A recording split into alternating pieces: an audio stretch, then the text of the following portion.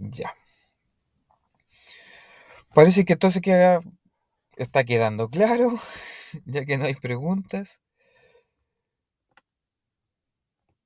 Y continuamos entonces con la siguiente teoría, porque de lo que yo me acuerdo, y corríjanme ustedes, el día lunes estuvimos viendo lo que era la teoría de desarrollo, o mejor dicho, la teoría de personalidad de Sigmund Freud, ¿cierto? De uno de estos psicólogos que fue el padre de lo que es el psicoanálisis. Em, y hoy día nos estaría tocando lo que es entonces Erik Erikson, otro cierto influyente en lo que es los inicios del psicoanálisis. Que como les decía, creo en la clase anterior, su trabajo lo basó en parte de lo que hizo también Sigmund Freud. ¿Ya? Lo vamos a ver aquí. Lo voy a mostrar.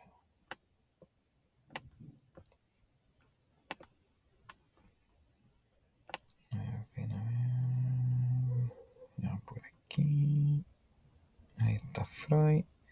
Ay, por favor, les sugerí que vieran esa película, ¿cierto? Focus, Maestro de la Estafa. No sé si alguno la pudo ver, para precisamente esa escena que yo les mencionaba, cuando hablaba del subconsciente, ¿ya? Porque este era lo que hablábamos, ¿cierto? De esa era la teoría de Freud. Y Erikson sería acá. Ya.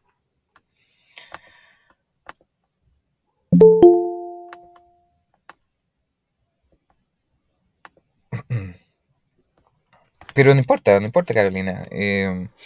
Cuando tengan la oportunidad, ¿ya? Ahí tienen que.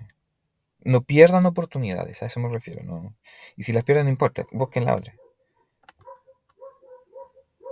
Bien, como les decía, Erickson basó su trabajo en definir la personalidad eh, en el sentido de que toma las ideas de Freud, y Freud dice que en el desarrollo de una persona, ¿ya? De hecho es conocida como la teoría del desarrollo psicosexual. Esta la divide en 5 etapas y cada una de ellas tiene un nombre. Eh, la primera etapa es la etapa oral, ¿ya? Que va de los 0 a los 2 años. Y, y en ese sentido, el niño, la niña, ¿cierto? El bebé conoce el mundo a través de todo lo que se echa a la boca, ¿ya?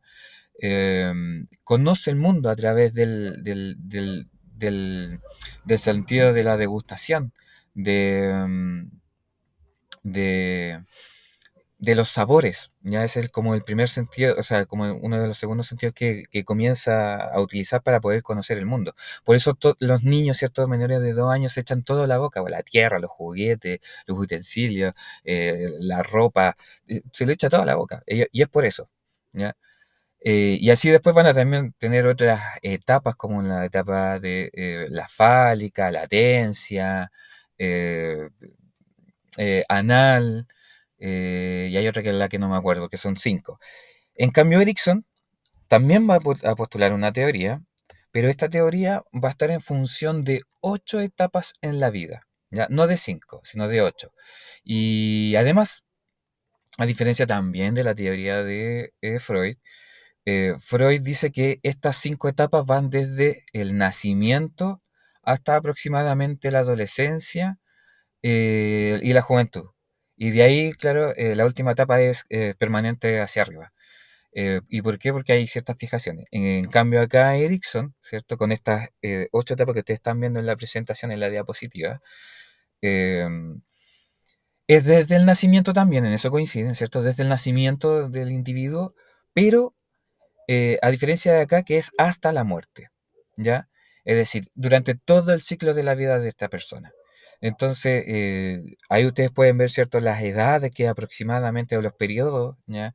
Aproximadamente, en todo caso, yo también se los voy a ir mencionando en números, ¿cierto? Porque ahí de la quinta etapa en adelante está nombrada la etapa, ¿cierto? Pero hacia abajo están los números de edad.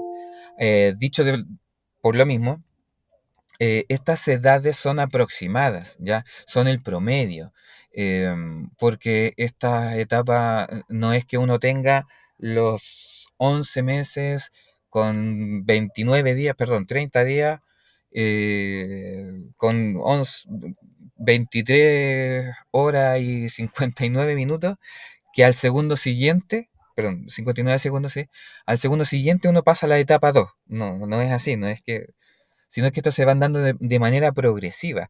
Así nosotros tenemos que ir viendo el transcurso de todas las etapas en nuestra vida, en realidad, ¿ya? No es de un momento a otro, no es de un segundo a otro. Y si bien ahí, claro, están marcadas las edades, y yo les voy a ir mencionando las otras que, para que ustedes la vayan escribiendo en su apunte, em, son el número para poder nosotros decir y establecer una regla, una norma, una condición, ¿cierto? Un espacio temporal entre uno y otro. Entonces, en eso tienen que tener en cuenta cuando vayamos viendo, ¿cierto?, cada una de estas etapas. Ya, obviamente no las voy a mencionar todas porque no creo que no alcance, como también les decía anteriormente. eh, este también es el trabajo de un sujeto a lo largo de varios años en su vida, entonces hacerlo en un par de minutos llega a ser aberrante, llega a ser aberrante, así, porque es súper complicado, no se puede resumir tanto. Eh, Hay hartas evidencias, y, bueno, son estudios, pues son estudios. Parece que alguien más quería entrar. A ver, no se puede agrandar el área positiva para sacar captura. En todo caso, si ustedes voy a tratar de agrandarla, pero en todo caso, esto ustedes lo pueden googlear en internet, ¿ya? De hecho, mientras voy a hablar, no sé si alguno de ustedes puede poner, ¿cierto? En los buscadores, por favor, se los sugiero, los vemos, lo suben ahí al chat y em, para que lo compartan, ¿cierto? Y ahí lo pueden ustedes agrandar en sus propias pantallas si es que pueden. Yo voy a intentar aquí, pero no se va a poder tanto. Porque, a ver, veamos eso primero. Si acaso puedo agrandar.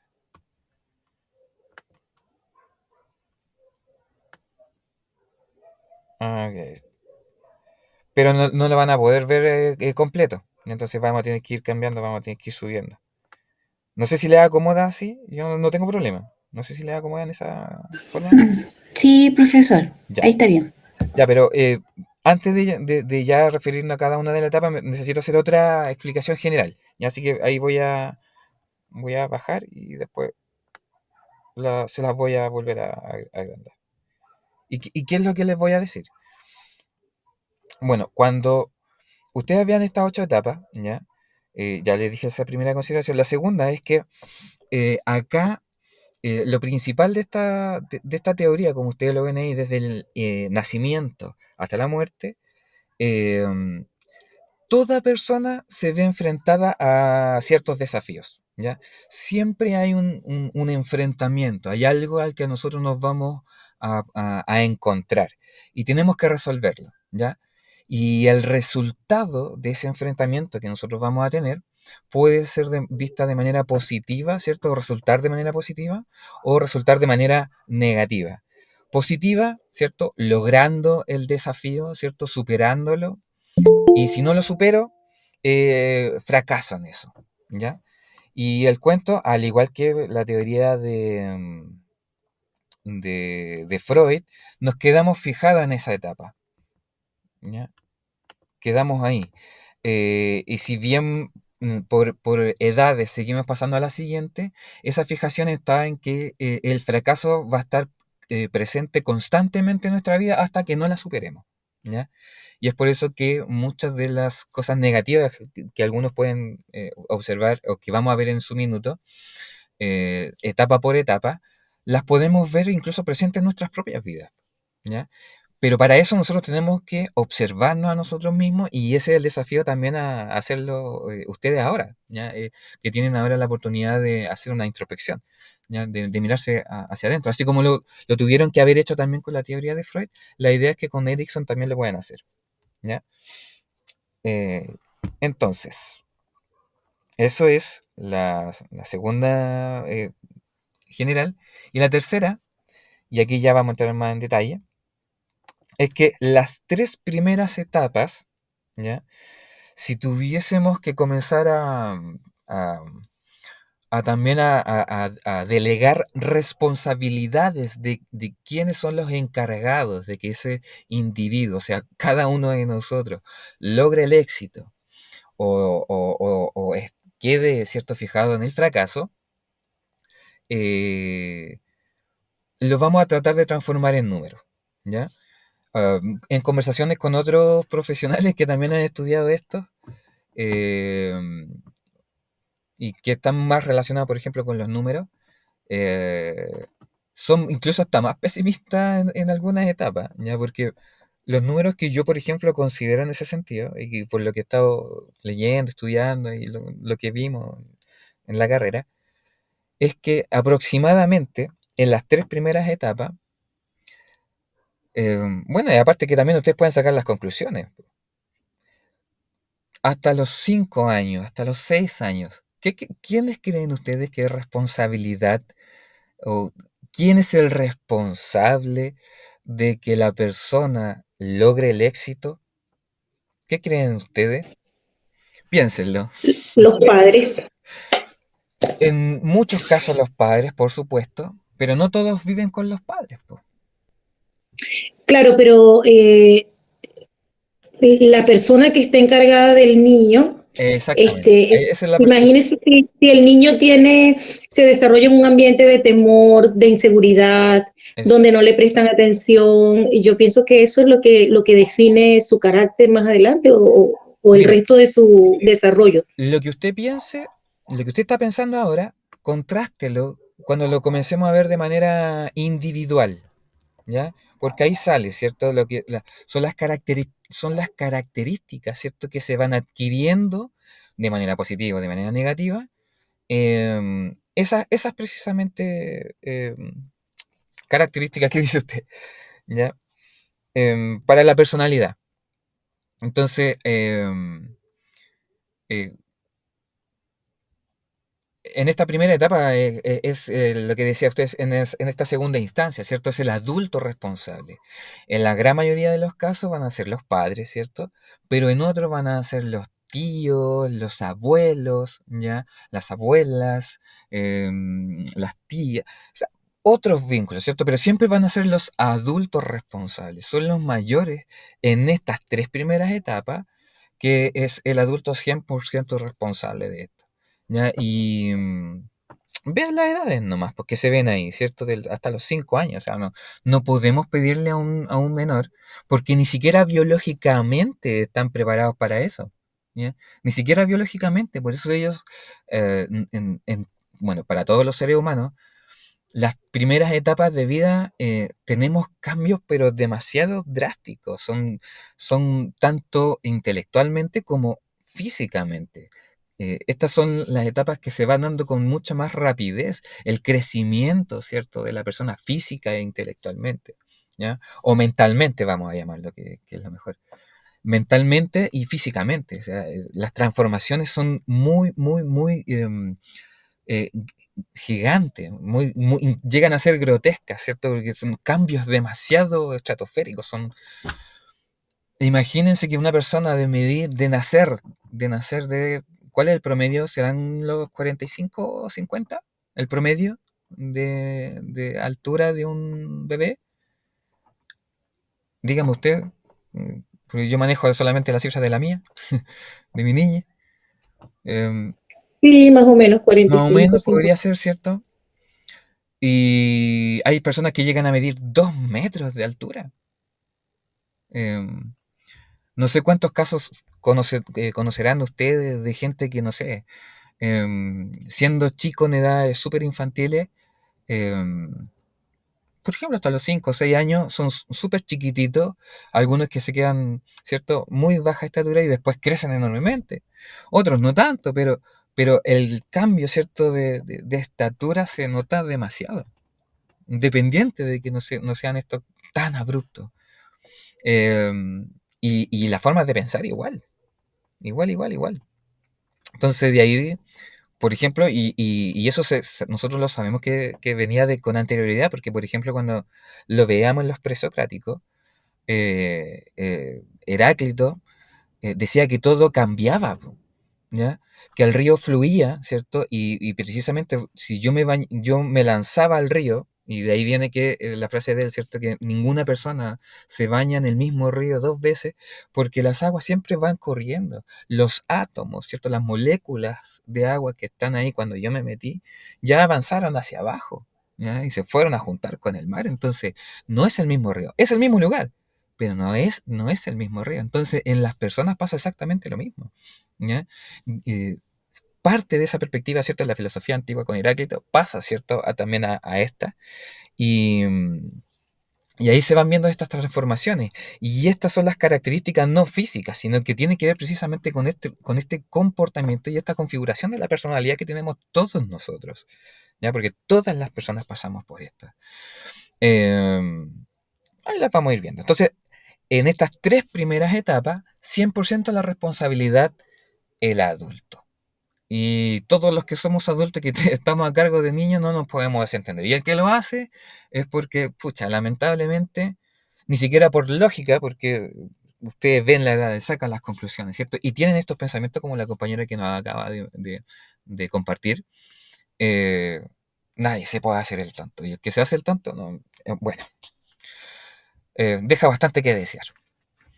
Y ahí es donde también tenemos nuestros problemas con los chiquititos de hoy en día y no tiene que ver solamente con los adultos en ese sentido, porque también hay una responsabilidad de los sistemas ya a los cuales nosotros pertenecemos, al sistema educativo, ya, al sistema en cómo se gobierna, al sistema económico, ya, porque, no sé, por algo el papá y la mamá tienen que trabajar. El cambio del costo de la vida, por ejemplo, de antes de la pandemia, después de la pandemia, se notó enormemente. O sea, ustedes no me podrían negar que el costo de la vida, ¿cierto? De los alimentos, de los materiales, se estancó y tuvo un, un alza no considerable. No creo que alguno de ustedes pueda decir algo como en contra de eso, porque es la realidad, pues. Y por eso la mamá y el papá tienen que trabajar. eh, y por favor, no lo vayan a tomar en este sentido negativo, ya, de que no tiene que ser así. Es la realidad. Yo estoy hablando de hechos, por favor, yo no estoy emitiendo. ¿Ya? Estoy diciendo que precisamente el costo de la vida es elevado y eso hace que sucedan estas cosas. ¿Ya? Del mismo modo que en muchas familias, ¿cierto? Por lo mismo, los niños están siendo criados por los abuelos, ¿ya? En muchos de aquellos casos, o por otras personas, ¿ya? Que no son sus papás porque son los que tienen que hacer el sostén en la casa, ¿no? Entonces, hay un sinnúmero de factores que influyen para esto, ¿ya? Y es por eso que muchas de estas teorías no hay que verlas solamente desde una sola perspectiva, ¿ya? Hay que considerar, y es por eso que es complejo irlo eh, explicando todo, y ahí pueden entender ustedes que por qué el estudio de esto es tan importante y toma todas estas aristas, ¿ya? Pero en una clase de una hora es difícil darle cabida a todo.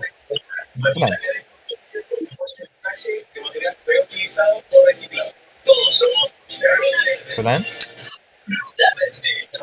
Ah, no, parece que se le activó el micrófono. Ya.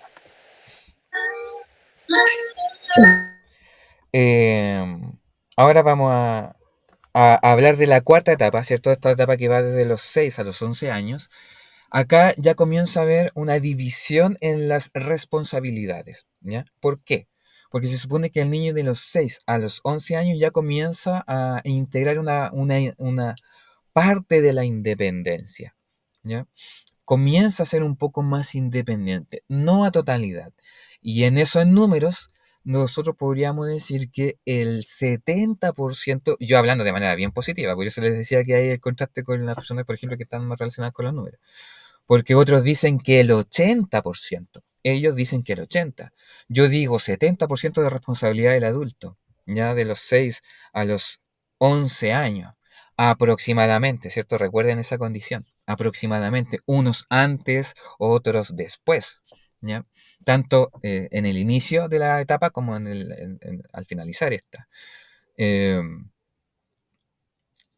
70-30 es el número. 70 el adulto, ¿cierto? Responsable y 30 el menor, ¿cierto? El propio individuo, el propio sujeto. Comienzan a decidir con quiénes se juntan, ¿cierto? Qué ropa vestirse. Ayúdenme ustedes que en este momento, ¿qué otras cosas, gustos? Me refiero a los Corte gustos. de pelo, ¿Perdón? cortes de pelo, Cortes de pelo, ¿cierto? Muy bien. Alimentación, ¿Perdón? alimentación. Alimentación, exacto. Bueno, me entendieron, ¿cierto? Entonces, ahí está ese 30% de independencia que tienen los chiquillos, ¿cierto? También aquí aprovechando ese 30% de manera positiva, ¿cierto? Nosotros debiésemos cumplir con la etapa ahí, ¿cierto? Y con lo que dice de manera exitosa, ¿ya? Pero lo vamos a ver de ahí. En esta quinta etapa, acá se invierte, ¿cierto? Esta cantidad de responsabilidad de lo que vive el sujeto. Acá ya el sujeto comienza a abarcar una gran mayoría de lo que vive, de lo que experimenta. Ya comienza a ser parte solo o casi solo de él, en donde ahora él tiene el 70%, ¿cierto? Y nosotros, los adultos en general, porque aquí ya comienzan a haber más, ¿cierto? Están los profesores, las personas en la calle, ¿ya? Independiente de que haya una relación o no, de manera directa o no, porque el conductor de una locomoción, el que atiende el negocio, el cajero, la cajera, el carabinero, el profe, todos los adultos comienzan ya a tener incidencia en él, en el sentido de que él ve cómo los adultos interactúan y mediante eso él va tomando decisiones. Va diciendo me apego, no me apego, estoy de acuerdo, no estoy de acuerdo, lo hago, no lo hago. Y por eso ya llegan a tener un 70% de responsabilidad en lo que ellos experimentan. Y nosotros el 30%. Y por lo mismo yo, por ejemplo, les digo a los chiquillos que estas son las edades de los 12, ¿cierto? Hasta más o menos los 20 años. Entonces, a los chiquillos que yo le hago clase que son de tercero y cuarto medio, son de 16, 17, 18. Entonces yo les digo, ¿qué puedo yo, ¿cierto? Aquí en el colegio, que los veo, si bien ustedes están muchas horas aquí en el colegio, pero muchos de ustedes que nos vemos una vez a la semana y para los que tienen ciertas más horas conmigo nos vemos 8 horas a la semana de 24 horas que tiene el día por 7 días. eh, ¿Qué voy a incidir en que lo que yo les diga si ustedes no hacen? Les puedo estar pidiendo, ¿cierto? Que hagan cosas y son ustedes los que van a decidir. Y es por eso, y ahí les meto el cuento de la legislación chilena. Aquí en Chile, una persona es imputable ante la ley desde los 14 años en adelante. Atrévanse a corregirme, po. A ver, los desafío. Y ahí les digo que ahí es donde tienen que, pucha, para desafiarme tienen que hablar con argumentos, por lo tanto tienen que buscar y meterse y ahí tienen la tarea, pues. Yo digo, eso es responsabilidad de ustedes, pues. Si se quieren meter con eso, quieren desafiarme, corregirme, háganlo, pero que sea con fundamento. Entonces, eso va a pasar a ser responsabilidad de ustedes. ¿Ven? Ya con este mismo ejemplo se los estoy mencionando a ustedes. O se quedan con lo que yo les digo. Y si les estoy mintiendo, allá ustedes, pues. Y es por eso que, que en este 30% nosotros debiésemos considerarlo en todas las cosas que ya estamos incidiendo nosotros como adultos, los ejemplos, eh, porque después de los 20 años, después de los 20, ya el sujeto comienza a ser prácticamente más independiente ya exclusivamente. Ya su propio sujeto pasa a ser responsable de lo que él experimenta. ¿Ya? Em, Aunque con el periodo del tiempo, ¿cierto? Desde que esta teoría se postuló por primera vez, considerando esas mismas etapas, eh, bueno, que también es un proceso que ha pasado a lo largo de otras teorías en psicología, estas etapas se han ido extendiendo en edades, ¿ya? Por lo tanto, no sé si podría yo hablar como de los 20. Yo le agregaría más o menos 25, como a los 25 años, el inicio de la sexta etapa, por ejemplo, ¿ya? Y el término de la quinta, ¿ya? ¿Y por qué? Porque, por ejemplo, si lo vemos desde el sistema educativo, generalmente el promedio de edad de salida de los chiquillos en, o de los que entran a estudiar a la universidad, ya, porque ese es otro cuento, eh, de los que entran a educación superior, más o menos rondan en los 25 años, ¿ya? Por esto de que cuando terminan la enseñanza media, entran a la aula, la gran mayoría, a las horas, y más o menos el promedio es como de los 25 años, porque otros entran después. Por ejemplo, en mi caso, yo entré 4 o 5 años después de que salí de enseñanza media. Entonces, eh, ese es el promedio que yo agregaría, 25 años. El inicio de la sexta etapa, ¿cierto? El término de la quinta. Hasta más o menos los 35, 40.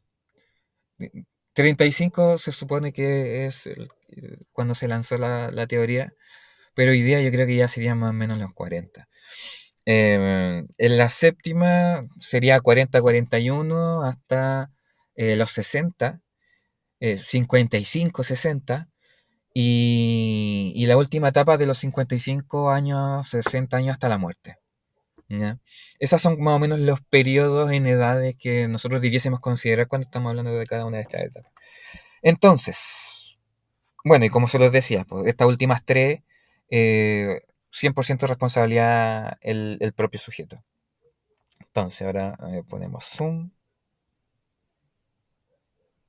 Más o menos por ahí. Lo ven bien, ¿cierto? Sí se ve bien. Ya, ahí vamos. Aquí vamos a ir de abajo hacia arriba, ¿cierto? Muchas veces no estamos muy acostumbrados a manejarnos en esa dirección. De abajo hacia arriba, ¿cierto? La primera etapa, nos vamos a encontrar con el desafío, ¿cierto? Que en el primer año de vida de cada uno de los sujetos, el adulto tiene la responsabilidad, ¿ya? De que este ser humano pueda ser una persona que tenga confianza, ¿ya? Y no sea una persona con desconfianza, ¿no? Según la teoría de acá, este sujeto.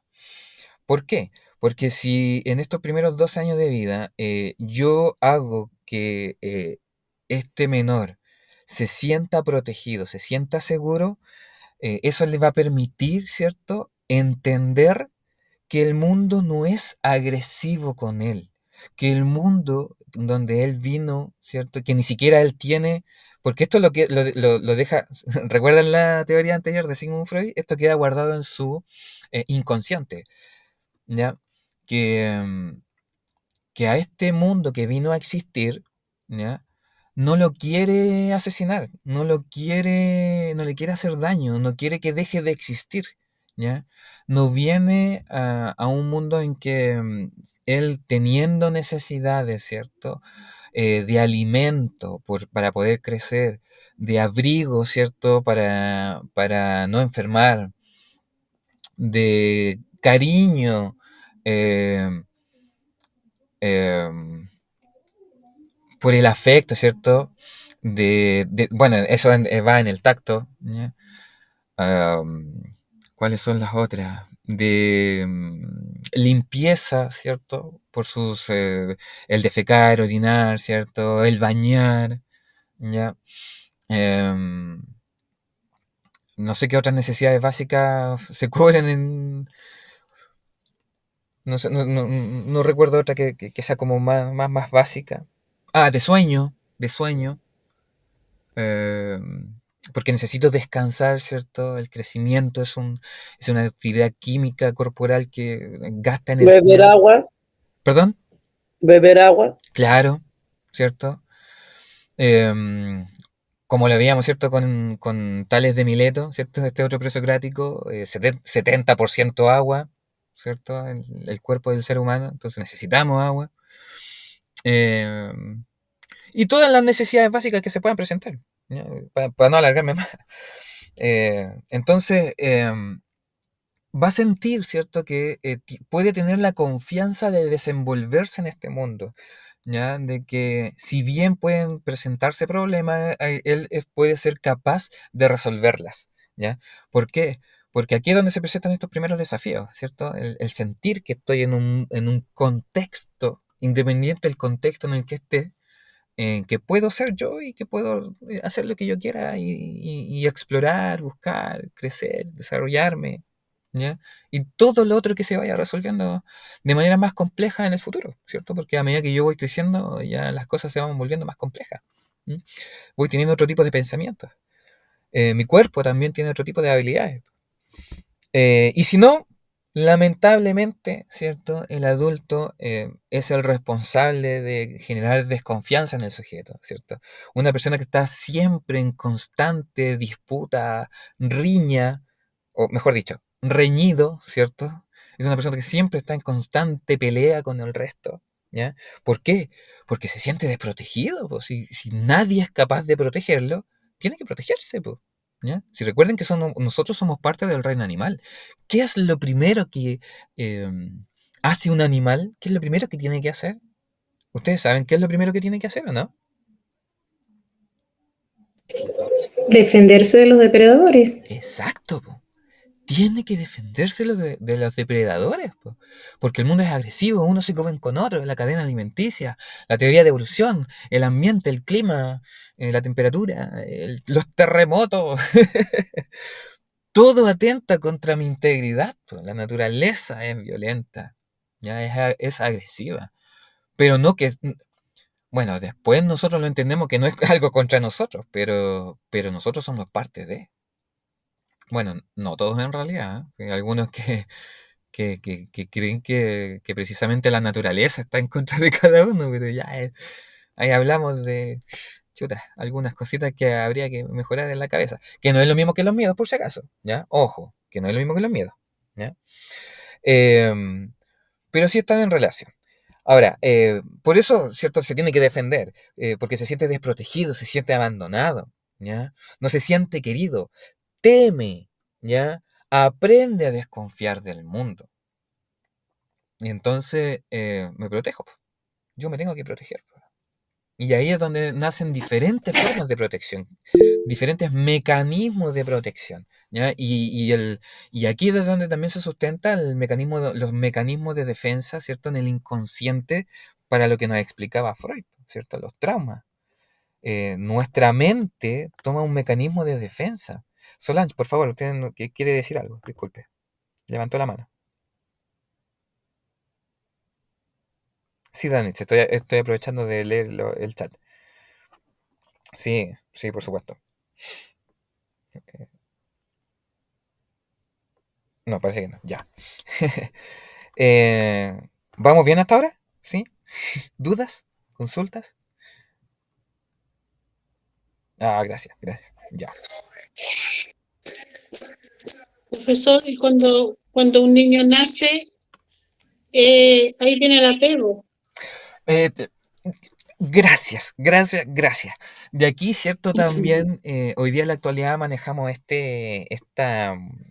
que es muy favorable, ¿cierto? Es muy favorable la teoría Mm, del apego, ¿cierto? En donde sí, pues, desde el nacimiento ya el hecho sí, mismo, claro, porque el amamantamiento, claro, de ahí ahí viene viene el toda amamantamiento, muy bien. claro, la seguridad para el niño. Claro, claro. De ahí la Mm, figura protectora, ¿cierto? Materna, sí, ¿ya? la madre. Claro. Y de hecho, hasta en temáticas de películas ha salido. Me acuerdo una de. em, Ay, ¿cómo se llama este? La familia de mi novia. eh, pero no me acuerdo cuál de todas es, en donde el abuelo, ¿cierto? Que supuestamente había pertenecido a la CIA, ¿cierto? Que era retirado de la CIA. eh, lo dejaron a cargo del nieto y hace un pecho materno de silicona, precisamente en función de Claro, esto, ¿cierto? De la teoría del apego y habla y cual, sí, pues, y después se mete en medio cachos la comedia, el chiste que venía después también. sí. Yo creo que esa es la parte más importante de un niño. Claro, pues imagínense, o sea, Mm, no es algo em, que no se toma en cuenta como algo importante, no importante, es importantísimo, ¿cierto? Es parte sí, fundamental. Por sí, eso, ¿cierto? Sale hasta en películas de comedia, o sea, imagínense, o sea, así de presente claro. está. ¿Eh? Y por eso, por ejemplo, en mi caso, en ese sentido, a mí me encanta ver películas porque veo estas cosas y es como, ¡guau! Que están aplicando estas teorías psicológicas. Gracias, me están avisando ahí al tiempo. A ver, la mamá es la que tiene más responsabilidad que los papis. Es que ahí es donde yo entraría a hacer una diferencia, por si acaso, en cuanto en el vocabulario, ¿ya? ¿Por qué? Porque sí, hay algunas cosas que se pueden perdón, sí, cuantificar, ¿cierto? Yo les puedo poner cantidades y en ese sentido yo hablar de más, ¿ya? Como haciendo la corrección, ¿cierto? Y es por eso que yo me dedico a esto también. Nosotros tenemos que tener ahí la corrección en el sentido de que no es que tengan más responsabilidad que el papá, sino que la responsabilidad es completamente diferente, son roles distintos, ¿ya? Em, lo hace todo claro, en el sentido de que la responsabilidad de ahí de la mamá es netamente cierta función del bebé, porque precisamente la teoría de apego tiene que ver en la relación directa, pero el papá, ¿cierto?, tiene otros roles que realiza, ¿cierto? Él tiene que, en ese minuto, también tiene que tener un apego con el bebé, ¿cierto? Pero es distinta, no podemos hablar porque... em, y aquí ya va el ejemplo base, ¿cierto? El ejemplo fundamento para que ustedes me digan, es que no quieren algo subjetivo, ¿cierto? Que no es opinión mía. ¿Cómo yo, hombre, le voy a dar, ¿cierto? Este apego al niño, comparando, por ejemplo, que ya con el amamantamiento, ¿cierto? La mamá le tiene que asegurar, ¿ya? Y ese es su rol, porque el papá no tiene mamas, po, ¿ya? Bueno, en realidad sí las tiene, pero no para desarrollar, ¿cierto? Y darle la leche, el producto, ¿cierto? Alimenticio, que es lo que necesita el bebé, también con todo lo que viene asociado a ese fenómeno, a ese hecho, a esa situación, ¿ya? Que es el contacto, ¿cierto? Los cariños, el, el, la, ¿cómo se llama esto? El hablarle, ¿cierto? Que es lo que, en palabras más técnicas, ¿cierto? La estimulación de los sentidos, ¿cierto? En los bebés. ¿M? Y eso va a hacer que él se sienta, ¿cierto? Con esa conexión, ¿ya? Porque nosotros no tenemos, po, no tenemos. O sea, yo no puedo, ¿cierto? Operarme y hacer que produzca mi seno leche, ¿cierto? No puedo. Y no sé en qué cabeza cabría, porque además que tiene que haber alguna por ahí. Recuerden que no todos pensamos igual, ¿ya? Y ni todos tenemos la misma forma de pensar, pero por lo menos yo no veo cómo, a menos que tenga que operarme, y la pregunta es ¿para qué? Eh, para que mi mamá, ¿cierto?, produzca leche y darle el alimento. Nadia, por favor. A ver, ¿y qué pasa con las mamás que no podemos o no pudimos amamantar? Eso es lo complicado de hoy en día, precisamente, y no solamente por el hecho de el bebé que no puede alimentarse, porque tienen que darle productos, ¿cierto?